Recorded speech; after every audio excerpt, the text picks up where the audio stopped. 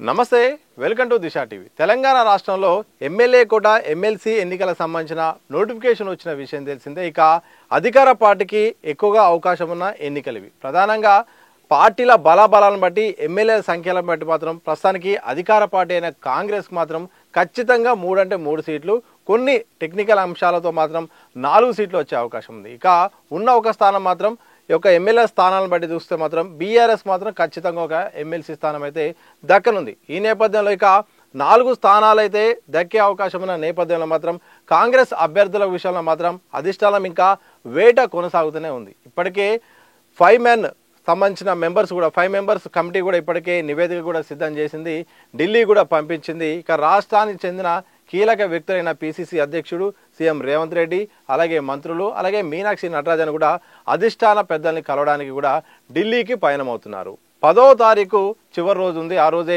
నామినేషన్కు last రోజు ఉంది. ఇక ఆదివారం అయితే అభ్యర్థుల ఖరారు ఉండే అవకాశం ఉంది. కాస్త ఆలస్యం అయితే ఇక సోమవారం ఉదయమే కన్ఫర్మ్ అయ్యే అవకాశం ఉంది. ఎందుకంటే అదే రోజు చివరి రోజు కావడంతో ఇక పత్రాలు సిద్ధం చేసుకోవాల్సిన అవసరం ఉంటుంది. కాబట్టి ఈ నేపథ్యంలో ఇక పేర్ల విషయంలో మాత్రం ఇంకా సస్పెన్స్ అయితే కొనసాగుతుంది. ఆశావాహులు వాళ్ళ స్థాయిలో ఢిల్లీలో మాత్రం లాబింగ్ కూడా చేస్తున్నారు. మాకు ఇవ్వాల్సిందే, మా సామాజిక వర్గానికి ఇవ్వాల్సిందే, మా ప్రాంతానికి ఇవ్వాల్సిందే, మేము పార్టీ కోసం ఈ సేవ చేశామని కూడా వాళ్ళ అభ్యర్థిత్వాన్ని కూడా కొన్ని వర్గాల్లో తప్పకుండా అక్కడ కొన్ని వేదికల్లో కూడా వాళ్ళ స్థాయిలో వాళ్ళైతే లాబింగ్ చేసుకున్న పరిస్థితి కనిపిస్తోంది. ఇక సమీకరణాల వారీగా ఇవ్వాలని కూడా ఇప్పటికీ ఒక అంచనాకు వచ్చిన తెలుస్తుంది. ఇక కుల సమీకరణాల వారీగా ఇవ్వాలి, ప్రాంత సమీకరణాల వారీగా ఇవ్వాలని కూడా తెలుస్తుంది. ప్రధానంగా చూస్తే మాత్రం ఉన్న 4లో అంటే 4వ స్థానం గురించి ప్రధానంగా ఎందుకు చర్చ అంటే మాత్రం ఈ 65 స్థానాలు కాంగ్రెస్ పార్టీకి బలంగా ఉంది. ఈ నేపథ్యంలో 3కి అయితే అవకాశం ఉంటుంది. అయితే బీఆర్ఎస్ నుండి 10 మంది కాంగ్రెస్లోకి వచ్చారు, దాంతో పోల్చుంటే 75 ఉంటుంది. ఎంఐఎం కనుక సపోర్ట్ ఇస్తే 80 స్థానాలు కనిపిస్తూ ఉంది. కానీ ఎవరైతే పార్టీ మారిన వాళ్ళు కాంగ్రెస్ పార్టీకి ఓటేస్తే విప్పు ధిక్కరించే అవకాశం ఉంటుంది. తద్వారా ఎమ్మెల్యేలకు సంబంధించిన ఫిరాయింపు సంబంధించిన అనర్హత వేటు కేసు జరుగుతున్న నేపథ్యంలో టెక్నికల్గా వాళ్ళకి ఇబ్బంది అయ్యే అవకాశం ఉన్నట్టు తెలుస్తోంది. ఈ విషయంలో ఆ 10 మంది కాంగ్రెస్ సంబంధించిన వాళ్ళకు ఓటేస్తారా లేదా, ఓటింగ్కు దూరంగా ఉంటారా లేదా అనేది కూడా చర్చనీయాంశం మారుతుంది. ఇక ఎంఐఎం తీసుకునే నిర్ణయం పైన కూడా ఆధారపడింది. దాదాపు ఎంఐఎం మాత్రం కాంగ్రెస్కు మద్దతు ఇచ్చే అవకాశం అయితే కనిపిస్తుంది. లోకల్ కోటా సంబంధించిన సందర్భం వచ్చినప్పుడు ఈ స్థానిక ఎన్నికల సంబంధించిన కోటా విషయంలో మాత్రం అప్పుడు ఎంఐఎంకు సీటు ఇచ్చి మద్దతు ఇచ్చే అవకాశం కనిపిస్తున్నట్టు తెలుస్తోంది. ఇక సిపిఐకి ఒక స్థానం ఇస్తుందా లేదా అనేది కూడా సస్పెన్స్గా మారింది. ఎన్నికల్లో ఉన్నప్పుడు ప్రతిపక్షంలో భాగంగా మద్దతు ఇస్తే మాత్రం తప్పకుండా అధికారంలోకి వస్తే మాత్రం 2 ఎమ్మెల్సీ స్థానాలు ఇస్తామని ఇప్పటికే కాంగ్రెస్ అధిష్టానప్పటికీ ఈ వామపక్ష పార్టీ అయిన సిపిఐకి మద్దతు ఇచ్చింది, అలాగే భరోసా ఇచ్చింది. ఈ నేపథ్యంలో సిపిఐ కూడా కాంగ్రెస్ మద్దతు ఇచ్చింది. ఒక స్థానంలో పోటీ చేసి కొత్తగూడెం నుండి ఎమ్మెల్యే స్థానాన్ని కైవసం చేసుకుంది. అయితే మాకు ఒక ఎమ్మెల్సీ స్థానం ఇవ్వాలి, ఇచ్చిన మాట నెరవేర్చుకోవాలి, తద్వారా పొత్తు ధర్మాన్ని పాటించాలని కూడా సిపిఐ పార్టీ స్పష్టంగా చెప్తుంది. ఇప్పటికే సీఎం రేవంత్ రెడ్డిని కలిసింది, పార్టీ నేతలను కలిసింది. ఇక వాళ్ళ విషయాన్ని అయితే చాలా స్పష్టంగా చెప్పింది. ఈ నేపథ్యంలో సిపిఐ పార్టీకి ఒక ఎమ్మెల్సీ స్థానం అనేది అనివార్యమైన నేపథ్యంలో ఇస్తుందా లేదా అనేది ఒక సస్పెన్స్ మాత్రం ఇంకా కొనసాగుతుంది. ఇవ్వాల్సిన అవసరం ఉందన్నట్టు దాదాపు 75% దాకా ఒక కన్ఫర్మేషన్ వచ్చినట్టు తెలుస్తుంది. చివరి నిమిషంలో ఏమైనా మార్పు జరిగితే మాత్రం ఇచ్చే అవకాశం కూడా లేకపోలేదు. ఎందుకంటే పోటీ అంత ఎక్కువగా ఉన్నాయి, సీట్లు చాలా తక్కువ ఉన్నప్పటికీ పోటీ భారీ స్థాయిలో ఉండడంతో ఈ యొక్క సమస్య మాత్రం ఇంకా కొనసాగుతుంది. ఇక అభ్యర్థుల విషయానికి వస్తే మాత్రం ఎస్సీ సామాజిక వర్గాన్ని నుండి అయితే మాత్రం అద్దంకి దయాకర్, అలాగే ఈ యొక్క మన సంపత్ కుమార్ పోటీ పడుతున్నారు, అలాగే జ్ఞాన సుందర్ తదితరుల పేర్లు కూడా వినిపిస్తున్నాయి. ప్రధానంగా అద్దంకి దయాకర్ వర్సెస్ సంపత్ కుమార్ మధ్య మాత్రం పోటీ కొనసాగుతుంది. ఇక సంపత్ కుమార్ మాదిగ సామాజిక వర్గము, అలాగే ఏఐసిసి మెంబర్ కావడంతో కూడా తన స్థాయిలో లాబింగ్ చేస్తున్నాడు. నేను పార్లమెంట్ సీటు ఆశించినప్పటికీ నాగర్ కర్నూలు ఇవ్వలేదు, మాదిగలకు కాంగ్రెస్ పార్టీ కొంచెం ఇబ్బంది అవుతుంది, బయట నుండి కూడా చర్చనీయాంశం అవుతుంది. ఇలాంటి సమయంలో మాదిగ సామాజిక వర్గానికి ప్రాతినిధ్యం వహిస్తే పార్టీకి మేలు జరుగుతుందని కూడా పెద్ద ఎత్తున బయట నుండి పార్టీ నుండి కూడా ఈ యొక్క చర్చ అడుగుతున్న నేపథ్యంలో సంపత్ కుమార్ వర్సెస్ అద్దంకి దయాకర్గా వినిపిస్తుంది.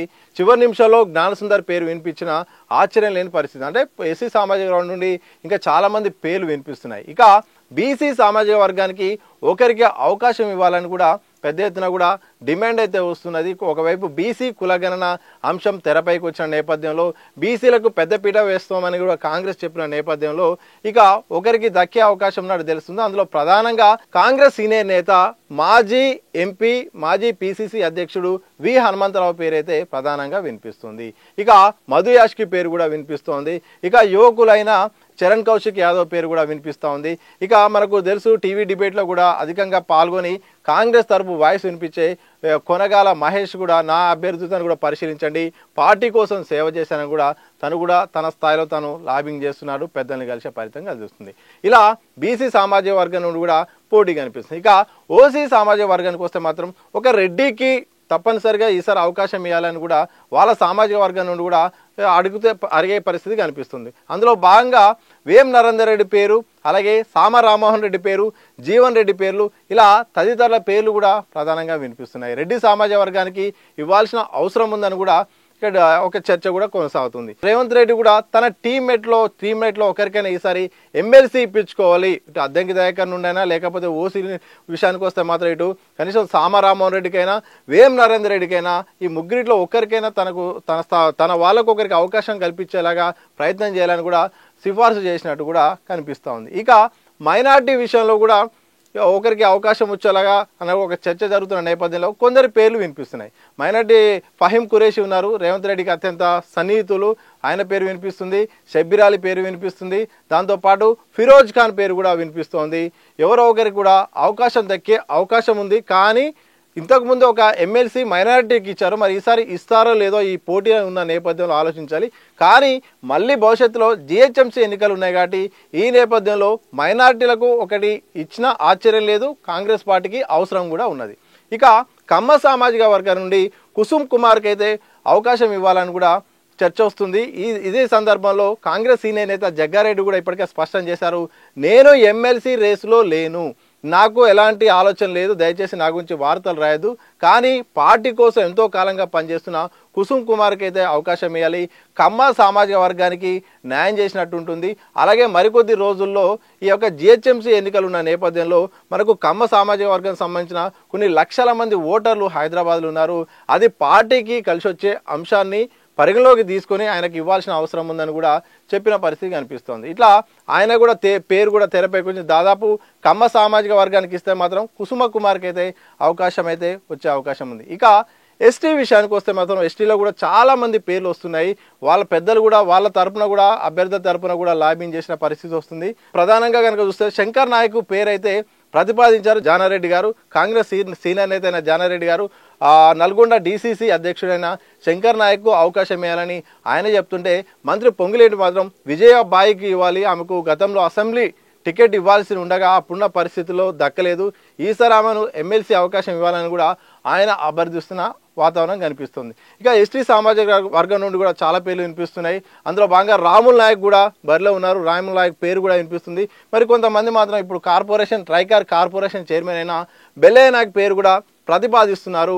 చాలా పోటీ అవుతుంది ఎస్టీ సామాజిక వర్గం నుండి, ఎస్సీ సామాజిక వర్గం నుండి, ఇలా కులాల వారీగా ప్రాంతాల వారీగా కూడా ప్రాతినిధ్యం కోసం మాత్రం ప్రధానంగా వాళ్ళ స్థాయిలో లాబింగ్ కొనసాగుతుంది. అలాగే అధిష్టానం కూడా ఎవరిని అవకాశం ఇవ్వాలి అనే దానిపైన కూడా ఇంకా దృష్టి కేంద్రీకరించి ఆలోచన చేయాల్సిన పరిస్థితి వస్తుంది. మరి చూడాలి, సమయం అయితే దగ్గర పడింది. 10వ తారీఖే లాస్ట్ డేటు నామినేషన్ వేయడానికి, అలాగే 20వ తారీఖు అయితే మాత్రం ఎన్నికలున్న నేపథ్యంలో ఎవరికి అవకాశం ఇస్తుంది, పొత్తు ధర్మంలో భాగంగా సిపిఐకి ఒక స్థానం ఇస్తుందా, లేకపోతే 4 4 కాంగ్రెస్ పార్టీనే అభ్యర్థులను బరిలో దిస్తుందా, ఇలాంటి చాలా ప్రశ్నలు అయితే ఉన్నాయి. మరి ఎవరెవరి పేర్లు ఏ రకంగా ఇస్తుంది అనేది చూడాలి. ఎందుకంటే పెద్ద ఎత్తున పోటీ అయితే కనిపిస్తూ ఉంది. ఇటు లిస్టు తయారు చేశారు రాష్ట్రం నుండి, ఏఐసిసి నుండి, మరి చివరి నిమిషంలో మారే అవకాశం కూడా ఉంటుంది. ఎందుకంటే ఎంత లిస్టు తయారు చేసినా ఏం చేసినా అధిష్టానం దగ్గరికి పోయేటప్పుడు చివరి నిమిషంలో మార్చే ఒక అవకాశం కూడా గత అనుభవం బట్టి ఉంది. కానీ ఈసారి యొక్క 5 సభ్యుల కమిటీ ఏదైతే ఉందో ఆ సభ్యుల్లో మాత్రం ఈసారి మీనాక్షి నటరాజన్ ఉండడంతో మరి ఆ పేర్లు మారకపోవచ్చని ఒక వర్గం ఆలోచిస్తుంది. ఏదేమైనప్పటికీ ఈ యొక్క ఎమ్మెల్యే కోట, ఎమ్మెల్సీ సంబంధించిన ఎన్నికల విషయంలో మాత్రం అభ్యర్థుల విషయంలో ఇంకా సస్పెన్స్ అయితే కొనసాగుతుంది. పోటీ బాగా ఉన్న నేపథ్యంలో అభ్యర్థుల ప్రకటన మాత్రం మరింత ఆలస్యం అవుతుంది. 10వ తారీఖే ఉండడంతో ఈ 10వ తారీఖు నాటి లోపే ప్రకటించాల్సిన అవసరం ఉంది. ఆదివారం లేకపోతే సోమవారం ఎర్లీగా ప్రకటిస్తే మాత్రం నామినేషన్ వేసే అవకాశం ఉన్న నేపథ్యంలో ఇక క్లారిటీ వచ్చే అవకాశం చూడాలి. మరి ఎవరెవరికి అవకాశాలు దక్కుతాయి, ఇంతమంది పోటీలో ఎవరి పేర్లు అయితే తెరపైకి వస్తాయనే మాత్రం ఇంకా సస్పెన్స్ వీడట్లేదు. మరికొద్ది గంటల్లో మాత్రం ఈ యొక్క అంశంపై మాత్రం కాంగ్రెస్ అధిష్టానం ఒక క్లారిటీ ఇవ్వబోతుంది.